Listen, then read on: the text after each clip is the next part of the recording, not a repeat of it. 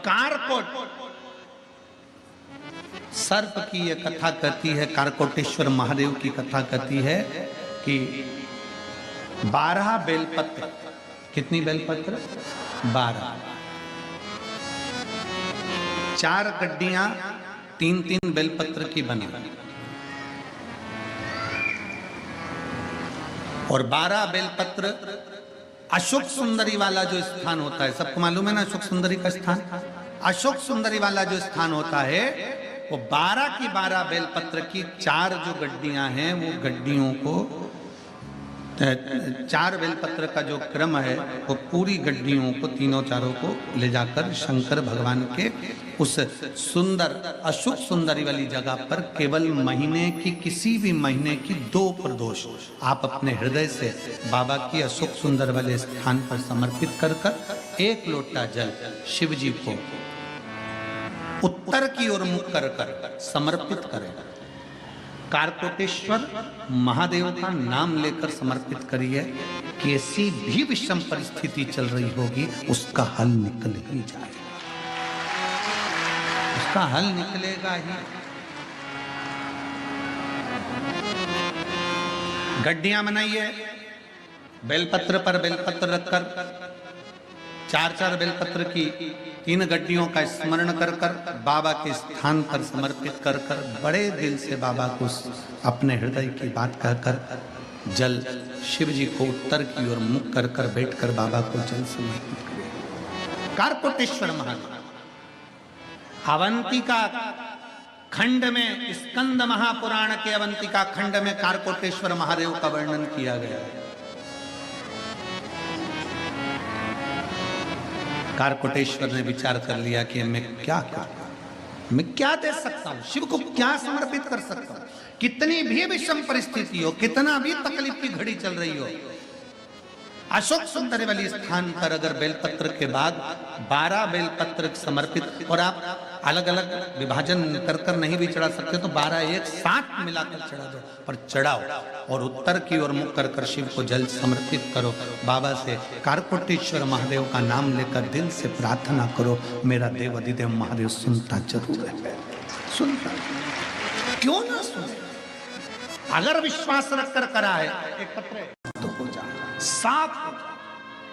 सबसे पहला कार्य शंकर भगवान के मंदिर, उस कारकोट विषधर को, सर्प को नहीं मालूम कि ये उज्जैनी अवंतिकापुरी है। आपको और हमको नहीं मालूम कि विश्वनाथ की धरा का क्या महत्व है। हम तो आए, बाबा विश्वनाथ जी का दर्शन करा, गंगा का स्नान करा, काल भैरव जी का दर्शन करा, गंगा जी का स्नान करा, पूजन करी, अर्चना करी, महामृत्युंजय मंदिर का दर्शन करा, काशी के सारे घाटों का दर्शन कर लिया, चल दिए। हमने क्या गंदगी करी, कैसे पटका, क्या करा, ये हमको नहीं मालूम। हम कैसी आराधना कर रहे हैं, ना जाने कितने तप साधना कर कर कर चले गए इस काशी की पवित्र भूमि पर। ना जाने कितने संत, साधु, सन्यासी, तपस्वी, साधक, उपासक तप कर कर कर चले गए इस काशी की भूमि पर। उन साधुओं का, उन सन्यासियों का, उन तपस्वियों का तप आज भी काशी की रज में बस। अवंतिकापुरी में स्कंद पुराण के अवंतिका खंड के अंतर्गत एक चरित्र आता है, कारकोटेश्वर महादेव का चरित्र। कौन से महादेव हैं? कारकोटेश्वर।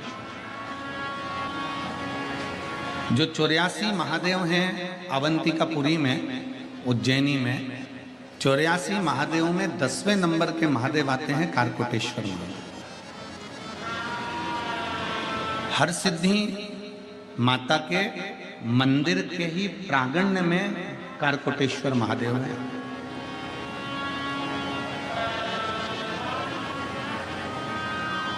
स्कंद पुराण का अवंती का खंड वर्णन करता है।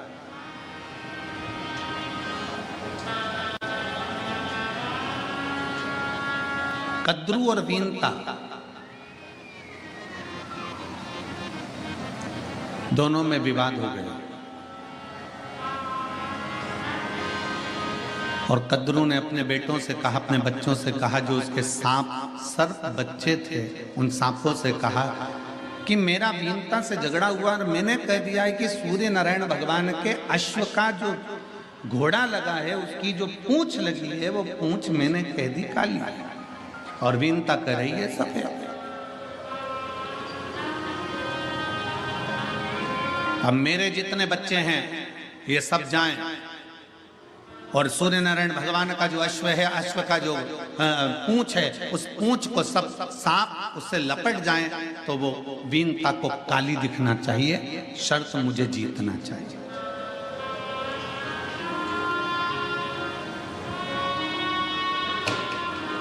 उसमें कुछ सर्प ऐसे थे जो अपनी माता को ज्ञान उपदेश देते हैं। माँ तू ऐसी शर्त रखी क्यों जिसमें किसी का दिल दुखे, जिसमें झूठ बोलना पड़े, जिसमें कपट करना पड़े, जिसमें गलत कार्य करना पड़े।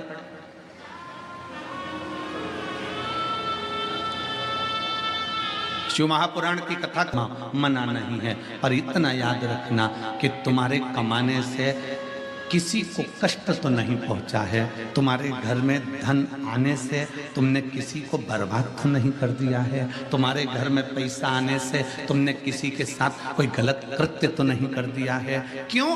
क्योंकि वो धन बढ़ जरूर जाएगा, वो संपदा बढ़ जरूर जाएगी, तुम्हारी 4 मंजिल बिल्डिंग खड़ी भी हो जाएगी, तुम्हारी प्रॉपर्टी भी बन जाएगी, तुम्हारी गाड़ी भी आ जाएगी, पर कब 2 क्षण में मेरा काल अधिपति महाकाल राजा कब दृष्टि हटा लेगा और वो सारा की सारा नष्ट हो जाएगा। इसलिए प्रयास करना कि किसी को कष्ट देकर ना करना।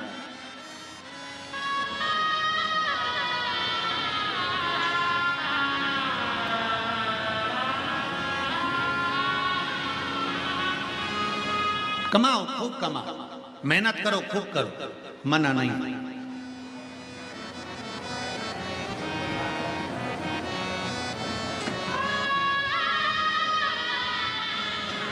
विचार करिए जरा, कई माताएं ऐसी हैं, कई बहन ऐसी हैं, कई भाई ऐसे हैं, कई लोग ऐसे हैं जिनका जेब में से पर्स चले गया मान लो। कई माताएं ऐसी हैं जिनकी चेन चली गई, कोई का मंगलसूत्र चले गया, कोई का कुछ सामग्री चली गई, मान लो गया। कौन चुरा कर लेकर गया? कोई चोटा। अब जरा विचार करिएगा, वो चोटा इतने सालों से चुरा रहा है तो भी चोटा की चोटा ही है, उसका प्रमोशन ही नहीं है। वो आज तक चोटा है। किसी की चेन चुराई होगी, 25-50 हजार 1 लाख रुपए की चेन चुराई होगी तो लखपति तो बन जाना था, उसको करोड़पति तो बन जाना था अभी तक चोर चोर कर। पर वो आज तक पूर्व में भी चोटा था, आज भी चोटा है और उसका पूरा खानदान चोटा है, क्योंकि वो चोर चोर के चोटा बना हुआ है। पर आज तक वो श्रेष्ठ नहीं बन पाया।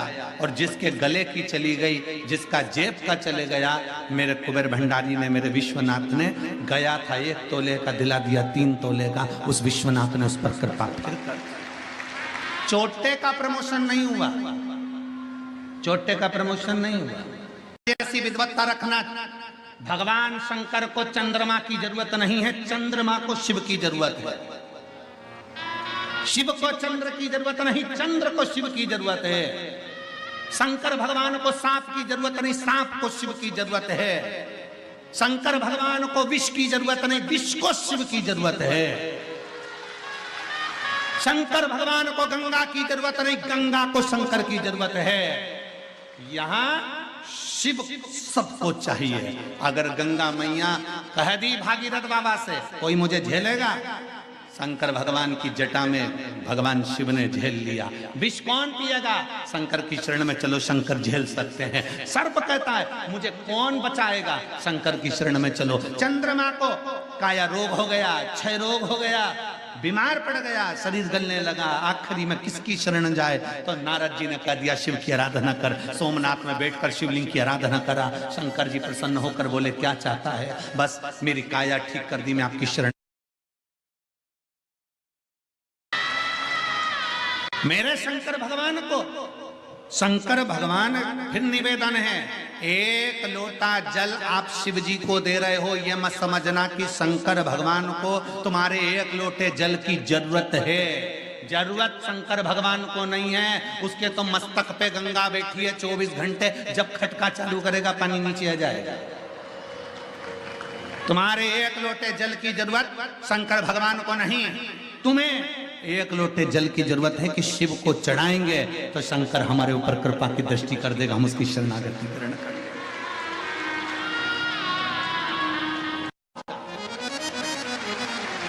सबसे पहले दुखाया अपने घर के शंकर भगवान से कहो, अपने घर के शिवालय से कहो, अपने भगवान के शंकर से कहो, अपने घर में जो शिवलिंग है उससे प्रार्थना करो। अगर मान लो तुम्हारे तकलीफ मिट नहीं रही हो तो फिर घर के नजदीक में जो शंकर का मंदिर हो वहां एक लोटा जल लेकर जाना चालू करो। 2-3 महीना बाबा को प्रणाम करना प्रारंभ करो, फिर भी तकलीफ नहीं मिटे, फिर भी नहीं मिटे,